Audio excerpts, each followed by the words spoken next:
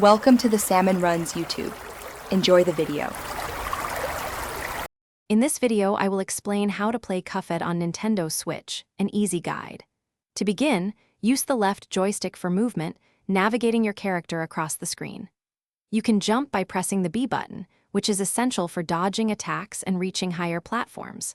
For a quick dash, press the Y button, allowing you to swiftly avoid danger or close gaps. Understanding these core movements is your first step to surviving in Quell Isle's many perils.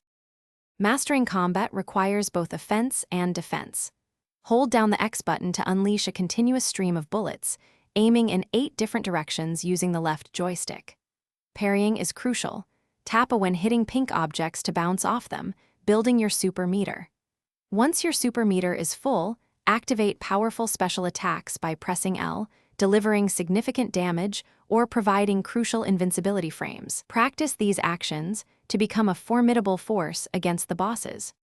Customizing your character significantly impacts gameplay. Collect coins in run and gun levels to purchase new weapons and charms from Porkrin's Emporium.